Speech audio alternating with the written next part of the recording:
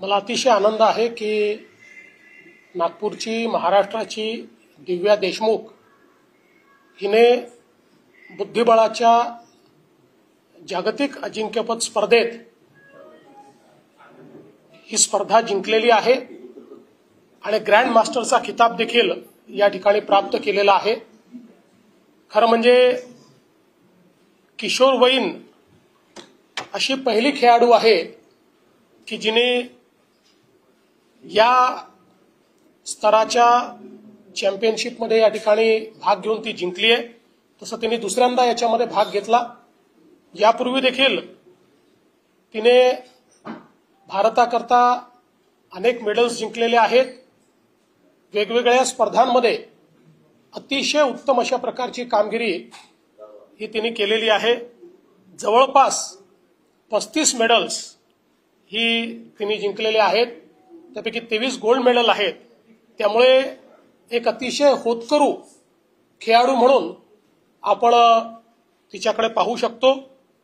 अर्थात तिने कोनेरू हम्पी यांना हरवलेलं आहे, त्यांचंही मी अभिनंदन करतो। त्याही अतिशय चांगल्या खेळाडू आहेत।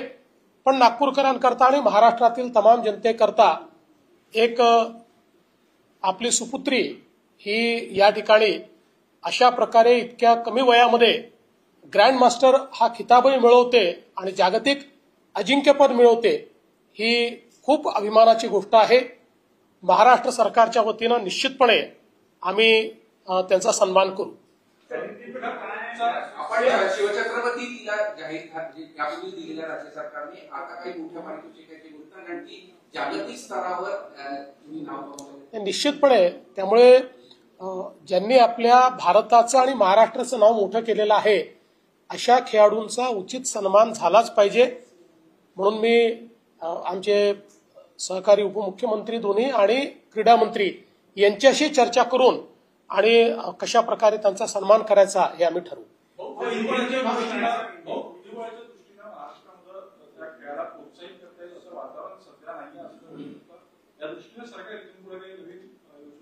निश्चितपणे या संदर्भात जर काही नवीन योजना आखण्याची आवश्यकता असेल तर त्या आम्ही निश्चितपणे आखू।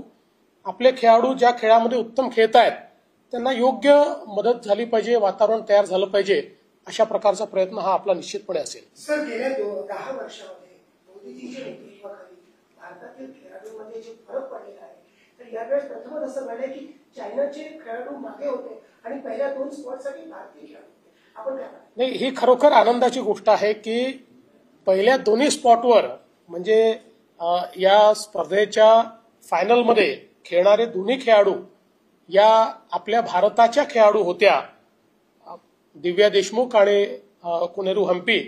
मला असं वाटतं ही पण आपल्याकरता अतिशय अभिमानाची गोष्ट आहे आणि म्हणूनच जसं दिव्या देशमुख यांचा आपल्याला अभिमान आहे तसंच आपल्या दुसऱ्या खेळाडूचा देखील, कोनेरूचा देखील आपल्याला निश्चितपणे अभिमान आहे। आणि आपल्या खेळाडूंनी इतर सगळ्या देशांना मागे टाकत आपल्याच 2 खेळाडू या अंतिम फेरीत पोहोचल्या किंवा फायनल खेळल्या, ही देखील मला असं वाटतं खूप महत्वाची गोष्ट आहे। साधारणपणे दाक्षिणात्य बुद्धिबळपटूंचं वर्चस्व आतापर्यंत आलंय, पण एका मराठा मुलीने 19व्या वर्षी सगळ्यात महत्वाचं वर्चस्व जागतिक स्तरावर हे फार मला असं वाटतं विलक्षण अशा प्रकारचं आहे। कारण इतक्या कमी वयामध्ये म्हणजे किशोरवयीन मुलगी फायनलपर्यंत पोहोचते आणि 19व्या वर्षी या ठिकाणी अशा प्रकारे एक महत्वाचं ज्याला आपण एक टुर्नामेंट म्हणू शकतो ती त्या ठिकाणी ती जिंकते, ही खूप महत्वाची गोष्ट आहे।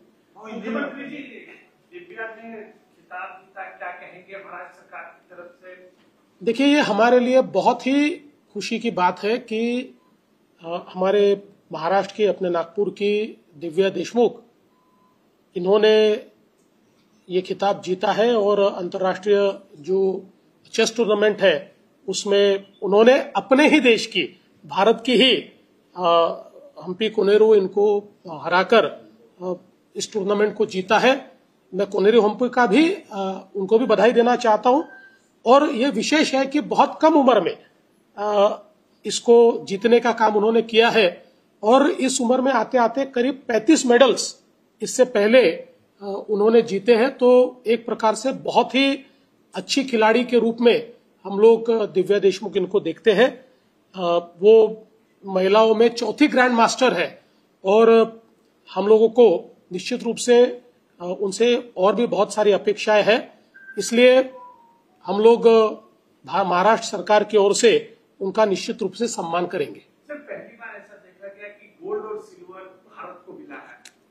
जी, ये भी मैं ऐसा मानता हूं कि एक नए भारत की परछाई हमको इसमें देखने को मिलती है, क्योंकि पिछले 10 वर्षों में मोदी जी के नेतृत्व में जिस प्रकार से खेल और खिलाड़ियों को बढ़ावा दिया गया है, तो सारे टूर्नामेंट्स में, चाहे वो नेशनल लेवल के हो, इंटरनेशनल लेवल के हो, हर जगह हमारे खिलाड़ियों को अच्छा एक्सपोजर मिल रहा है और विशेष रूप से अंतर्राष्ट्रीय स्तर पर हमारे खिलाड़ी ये बहुत अच्छा परफॉर्म कर रहे हैं। हम देख सकते हैं ओलंपिक्स में, एशियाड में या कॉमनवेल्थ गेम में या फिर वर्ल्ड कप में, हर जगह हमारे खिलाड़ियों का एक बोलबाला दिखाई पड़ता है, एक अच्छा उनका परफॉर्मेंस दिखाई पड़ता है।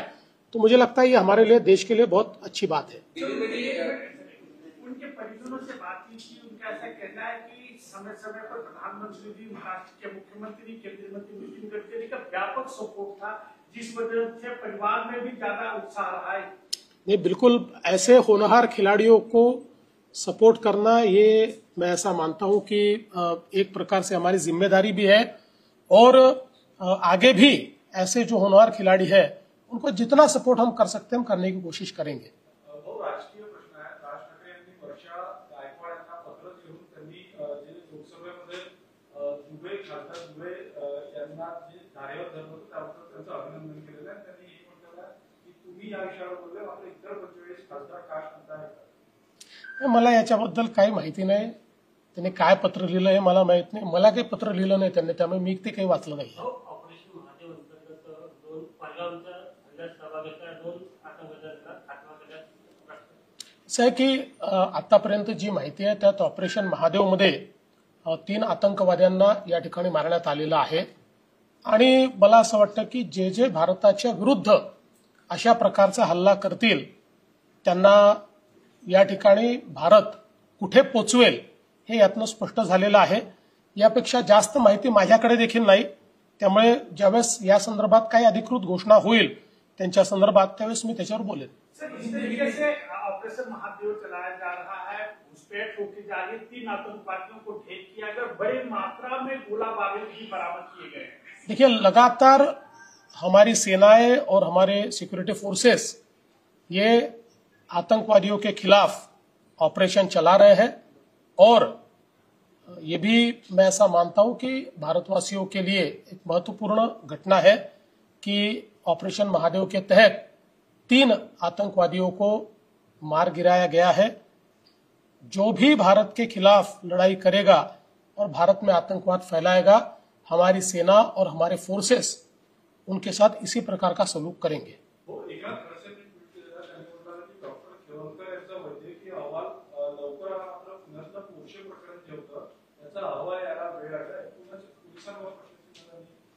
असं आहे, मी दुपारी देखील बोललो की मला या संदर्भात कुठलंही राजकीय वक्तव्य करायचं नाही।